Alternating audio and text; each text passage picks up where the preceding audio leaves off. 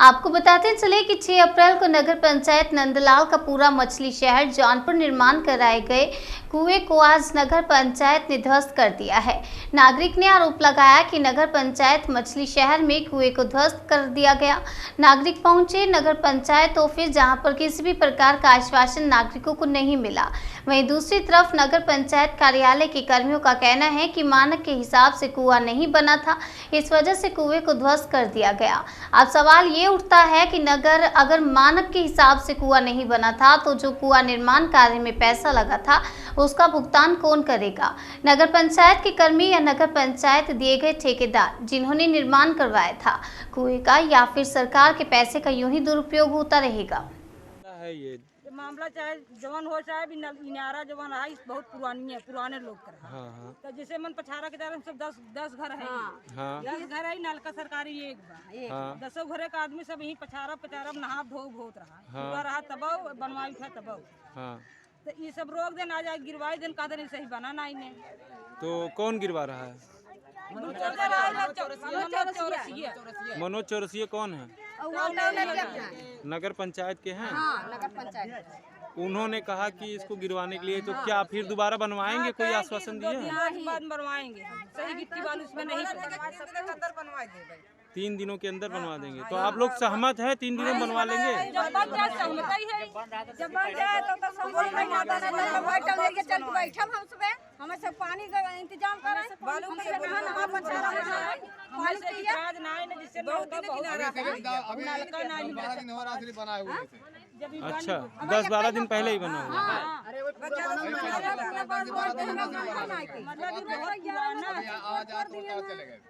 अच्छा, कौन तोड़ा था?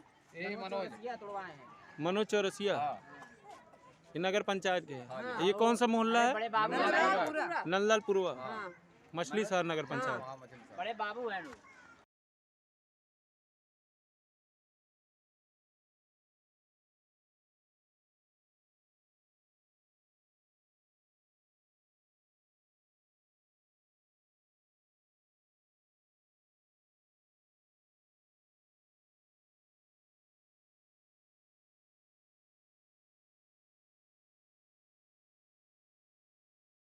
फिरोजाबाद में पाल बघेल धनगर समाज समिति ने टुंडला विधायक का स्वागत किया। नारखी क्षेत्र के ब्रह्मदेव मंदिर पर स्वागत समारोह रखा गया।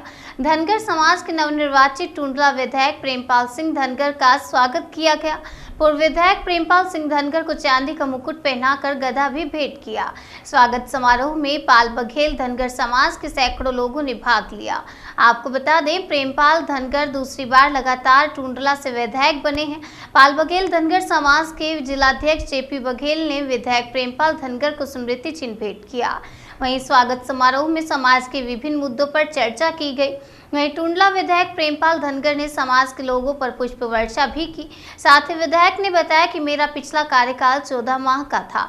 अब जनता ने मुझे दूसरी बार चुना है तो विकास कार्य भी उतनी ही तेजी से होंगे। देखिए, पाल बघेल समाज की जो समिति है, अध्यक्ष और पूरी टीम ने मुझे यहाँ पर बुलाया है। उनका मैं हृदय की गहराइयों से साधुवाद और आभार प्रकट करना चाहता हूँ, जिन्होंने मेरा यहाँ पर सम्मान के लिए मुझे बुलाया।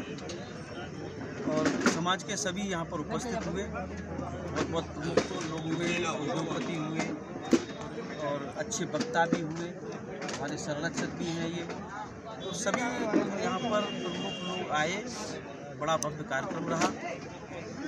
ये तो स्वागत मेरा किया उन्होंने, मगर मेरा स्वागत न हो करके समाज का स्वागत होना चाहिए, क्योंकि उन्होंने मुझे 2 बार यहाँ पर जनप्रतिनिधि बनाने का काम किया है। रुक जाना भैया, रुक जाना। बघेल समाज के धनगर समाज से आप अकेले प्रतिनिधि हैं। समाज को बहुत उम्मीद है, क्या कुछ नया होगा समाज? नहीं, बिल्कुल परिवर्तन होगा। अब समय आ गया है बदलने का। ये यही नहीं होगा, पूरे उत्तर प्रदेश में होगा। जहाँ जहाँ मेरी क्षमता है, जिस लायक हूँ, उस स्तर पर मैं समाज को बढ़ाने का काम करूँगा। अगर पार्टी और आगे बढ़ाने का काम करती है तो समाज और आगे बढ़ेगा। कुछ नई योजना इस बार दूसरी बार विधायक बने हैं। देखिए, योजनाएं विकास की पूछ रहे हैं, किसकी पूछ रहे हैं? विकास की योजनाएं यहाँ पर मैं शिक्षा के क्षेत्र में कन्या महाविद्यालय भी लाऊंगा। यहाँ पर मैं पर्यटक क्षेत्र भी बनवाऊंगा विधानसभा में। स्वास्थ्य के क्षेत्र में मैं यहाँ पर CSU PSC पर 100 बेड की व्यवस्था करूँगा, जिससे जो भी समस्याएं रहती हैं मरीजों को वो सुदृढ़ हो सके। तो ऐसी सारी व्यवस्थाएं, पानी खारा है उसकी व्यवस्था और विकास, सड़कों की समस्या, उसका पूरा विकास 5 साल के अंदर पूरा होगा। जो मैंने प्रण कर लिया है माननीय मुख्यमंत्री जी के द्वारा, माननीय प्रधानमंत्री के द्वारा, जो भी कल्याणकारी योजनाएं हैं वो सब धरातल पर आएंगी। हर गांव, गरीब, किसान, मजदूर, वंचित, शोषित लोगों को मिलेगी। हर कार्यकर्ता जो भी है उसको जो है पूरा सम्मान मिलेगा। अब यहाँ पर हर कार्यकर्ता को, हर मतदाता को, हर समाज, हर वर्ग को सम्मान मिलने जा रहा है और विकास भी बनने जा रहा है।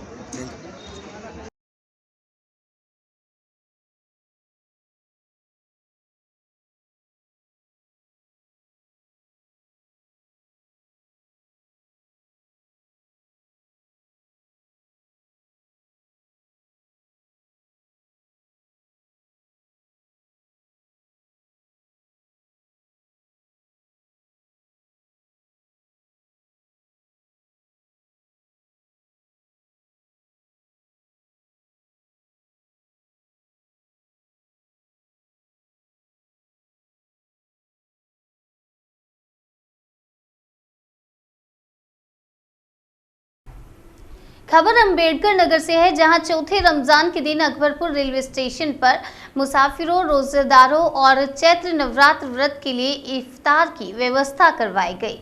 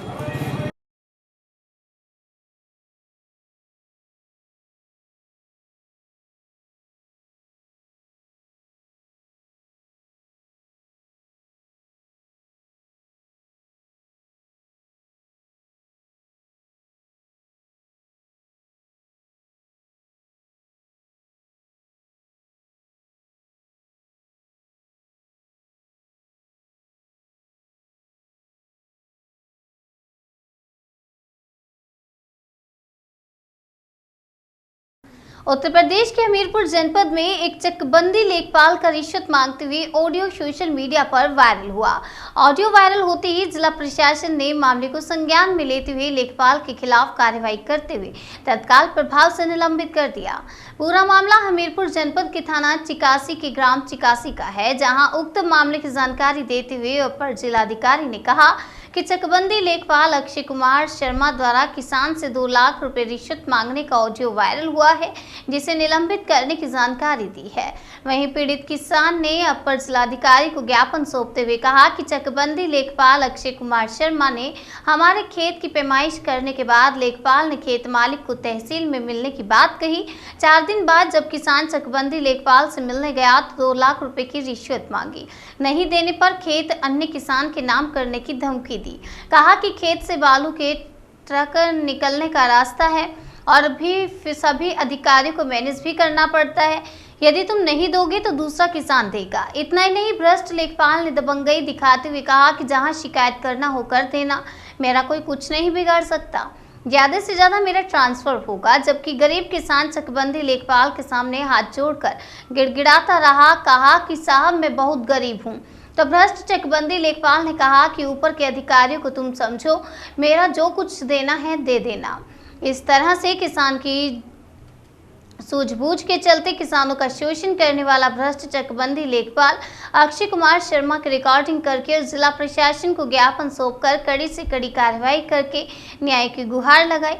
जहां हमीरपुर प्रशासन ने मामले को संज्ञान में लेकर रिश्वत के मामले में चकबंदी लेखपाल को निलंबित कर दिया। क्या खेती करते हैं? गेहूँ की, मटर की, चना की। क्या मामला आया था? क्या लेखपाल आपको परेशान कर रहा था? मामला ये है कि हमारे गांव में खदानें चलती हैं, तो लेखपाल यहाँ पे लेखपाल अक्षय कुमार शर्मा आते रहते हैं। तो ये खदानों पे गए होंगे पैसा मांगने, तो खदान वालों ने उनको गाली गलौज करके भगा दिया। तो उसके बाद ये आया, ये हमारे बगल पे जो खेत है तो उनसे ये मिले, तो उनसे इनकी कुछ डील हुई। फिर उसके बाद ये बिना बताए, बिना जानकारी के इन्होंने उनका खेत और हमारा खेत नाप दिया 18 तारीख में, 18 फरवरी 2022 में। फिर उसके बाद अक्षय कुमार शर्मा जी ने हमसे संपर्क किया और बुलाया हमसे। तो ये कहने लगे कि हमें तुम्हारे खेत में 4 साल से रास्ता बनी हुई है, 4 साल से बराबर पैसे ले रहे हो, तुमने आज तक हमसे मुलाकात नहीं की और ना ही हमें तुमने एक भी पैसे दिए। तो हमने कहा आपको किस बात के पैसे दें, रास्ता तो हमारे खेत में बनी है और हमारे खेत में बनी है तो हम ही पैसे रखेंगे। तो ये कह रहा नहीं, वो तो सब कोई हमें देता है कुछ ना कुछ, और 10,000 से कम कोई देता नहीं है, तो हमें भी चाहिए। तो हमने कहा आप क्या चाहते हो हमसे? तो कहने लगी कि 4 साल से आपने एक भी बार नहीं कुछ नहीं दिया, तो 4 साल के हिसाब से आपका 2 लाख रुपए बनता है, तो आप 2 लाख रुपए मुझे दीजिए।